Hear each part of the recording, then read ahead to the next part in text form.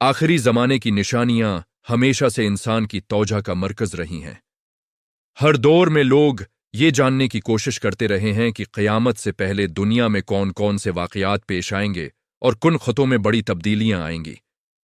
जब हम इस्लामी तालीमात और अहादीस का मुतालिया करते हैं तो हमें मालूम होता है कि आखिरी ज़माने में दुनिया के मुख्तलिफ इलाक़ों में बड़े सियासी, समाजी और कुदरती वाक़यात रोनमा होंगे। उन्हीं बातों को मुदंजर रखते हुए आज एक सवाल बहुत ज़्यादा ज़ेर बहस आ रहा है कि क्या ईरान के बाद पाकिस्तान भी उन तब्दीलियों का मरकज़ बन सकता है? क्या वाकई वो निशानियां जो इहादीस में बयान की गई हैं आहिस्ता आहिस्ता पूरी होती नजर आ रही हैं? इस मौजूद को समझने के लिए सबसे पहले हमें यह देखना होगा कि इस्लामी रवायात में आखिरी ज़माने के बारे में क्या बताया गया है। मुख्तलिफ इहादीस में यह जिक्र मिलता है कि क़यामत से पहले दुनिया में फितनों का दौर होगा, कौमें एक दूसरे के खिलाफ उठ खड़ी होंगी, मुसलमान ममालिक में भी अंदरूनी इख्तिलाफात बढ़ जाएंगे और कई ख़ुते आलमी ताकतों की तौजह का मरकज़ बन जाएंगे। इसी तनाज़र में मशरिक़ वस्ती और उसके आसपास के इलाक़ों का जिक्र बार बार सामने आता है। ईरान तारीख़ी तौर पर एक बहुत अहम ख़ुता रहा है। ये इलाक़ा सदियों से सियासी और मजहबी असर व रसूख रखता है। आज के दौर में भी ईरान मशरिक़ वस्ती की सियासत में एक मरकज़ी किरदार अदा करता है।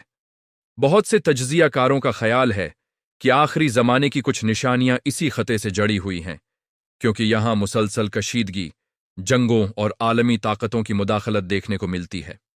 यही वजह है कि जब ईरान के हालात में कोई बड़ी तब्दीली आती है तो पूरी दुनिया की नज़रें उस पर मरकूज़ हो जाती हैं। अब सवाल यह पैदा होता है कि पाकिस्तान का इस सारी सूरत हाल में क्या किरदार हो सकता है। पाकिस्तान एक एटमी ताकत है, एक बड़ा मुस्लिम मुल्क है और जुग़राफ़ियाई लिहाज से भी एक इंतहाई अहम मकाम पर वाक़े है। इसके एक तरफ चीन है, दूसरी तरफ भारत, मग़रिब में ईरान और अफ़ग़ानिस्तान, जबकि जनूब में बुहेरा अरब। यही जुग़राफ़ियाई हैसियत पाकिस्तान को आलमी सियासत में एक अहम मकाम देती है। आखिरी ज़माने की बाज़ रवायात में ख़ुरासान का जिक्र मिलता है, जिसके बारे में उलमा के मुख्तलिफ नज़रियात हैं। कुछ उलमा का ख्याल है कि कदीम ख़ुरासान का इलाक़ा आज के अफ़ग़ानिस्तान, ईरान और पाकिस्तान के कुछ हिस्सों तक फैला हुआ था। जब ख़ुरासान की रवायात का जिक्र किया जाता है तो अक्सर इस बात की तरफ इशारा किया जाता है कि इस ख़ुते से एक बड़ी तहरीक उठेगी जो दुनिया के हालात पर असरअंदाज होगी। इसी वजह से बाज़ लोग मौजूदा हालात को इन्हीं पेश गोइयों के साथ जोड़ने की कोशिश करते हैं। ताहम ये बात भी याद रखनी चाहिए कि इस्लामी तालीमात हमें एहतियात का दर्ज देती हैं और हर वाक़ये को फ़ौरन किसी पेश गोई के साथ जोड़ देना दरस्त नहीं समझा जाता। पाकिस्तान के हालात को देखा जाए तो गुज़िश्ता कई दहाइयों में यहाँ भी बड़े सियासी और समाजी उतार चढ़ाव देखने को मिले हैं। दहशतगर्दी के खिलाफ जंग, सियासी अदम इस्तेहकाम, माशी मुश्किलात और ख़ुते में जारी कशीदगी ने पाकिस्तान को बार बार आलमी ख़बरों का हिस्सा बनाया है। बाज़ लोग इन हालात को आखिरी ज़माने की निशानियों से जोड़कर देखते हैं, जबकि कुछ माहिरीन उसे सिर्फ आलमी सियासत का हिस्सा करार देते हैं।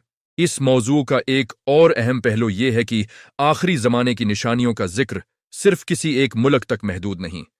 इस्लामी रवायात में दुनिया के मुख्तलिफ इलाक़ों का जिक्र मिलता है जहाँ बड़े वाक़यात रूनमा होंगे। मिसाल के तौर पर शाम, इराक़ और अरब ख़ते के बारे में भी कई अहादीस मौजूद हैं। इससे ये बात वाज़ेह होती है कि आखिरी ज़माने के वाक़यात एक वसीया जुग़राफ़ियाई दायरे में फैले हुए होंगे और उन्हें किसी एक मुल्क या कौम तक महदूद नहीं किया जा सकता। ईरान और पाकिस्तान के दरमियान तारीख़ी, सक़ाफ़ती और मजहबी रवाबित भी बहुत अहम हैं। दोनों ममालिक एक दूसरे के पड़ोसी हैं और ख़ुते की सियासत में अक्सर एक दूसरे के साथ ताउन भी करते हैं।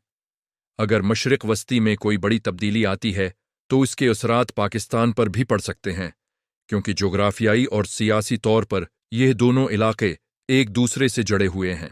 कुछ तजज़ियाकारों का ख्याल है कि आने वाले वक्त में जनूबी एशिया और मशरिक़ वस्ती आलमी सियासत के सबसे अहम मराकिज़ बन सकते हैं। तवानाई के वसाइल, तिजारती रास्ते और बड़ी ताकतों के मफादात इस ख़ते को मुसलसल अहम बनाते जा रहे हैं। यही वजह है कि जब आखिरी ज़माने की बात की जाती है तो लोग इन इलाक़ों की तरफ ज़्यादा तवज्जो देते हैं। इस्लामी नुक्ता नज़र से देखा जाए तो आखिरी ज़माने की सबसे बड़ी निशानियों में अखलाक़ी ज़वाल, जुल्म व नाइंसाफ़ी का बढ़ना, सच्चाई का कम होना और फितनों का फैल जाना शामिल हैं।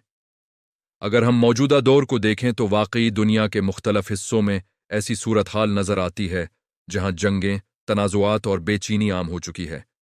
یہی چیز لوگوں کو یہ سوچنے پر مجبور کرتی ہے کہ شاید وہ وقت قریب آ رہا ہے جس کا ذکر حدیث میں کیا گیا ہے۔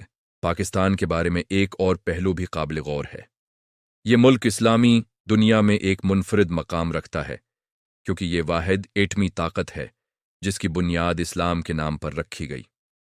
اس وجہ سے بعض لوگ یہ سمجھتے ہیں کہ مستقبل میں پاکستان کسی بڑی عالمی تبدیلی میں اہم کردار ادا کر سکتا ہے۔ تاہم یہ سب باتیں اندازوں اور تجزیوں پر مبنی ہیں اور حتمی علم صرف اللہ کے پاس ہے۔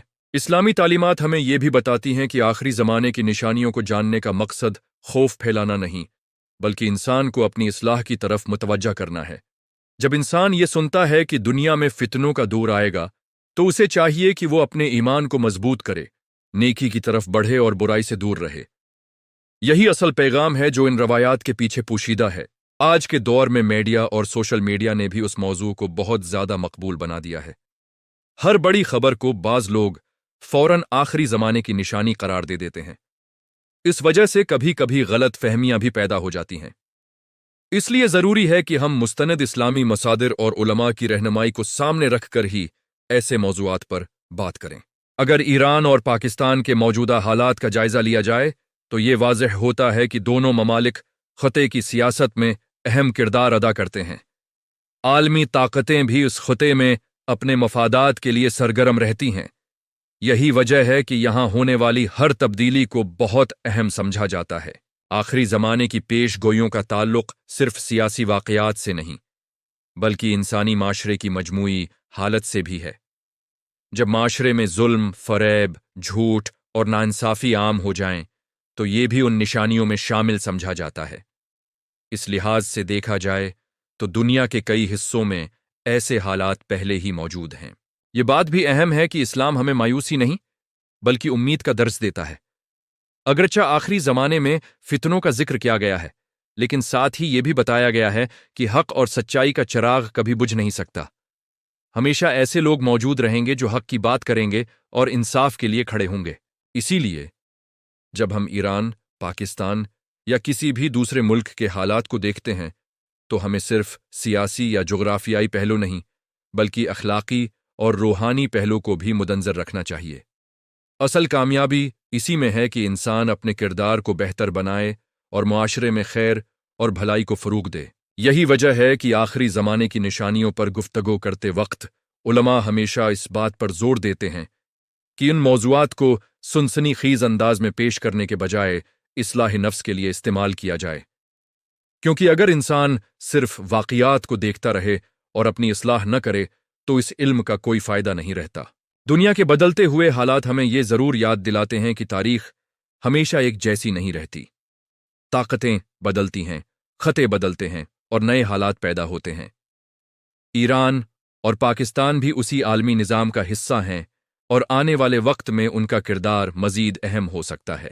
جب ہم ان تمام پہلوؤں کو ایک ساتھ دیکھتے ہیں تو یہ سوال مزید دلچسپ ہو جاتا ہے کہ کیا واقعی ایران کے بعد پاکستان کسی بڑے عالمی واقعے کا مرکز بن سکتا ہے یا نہیں؟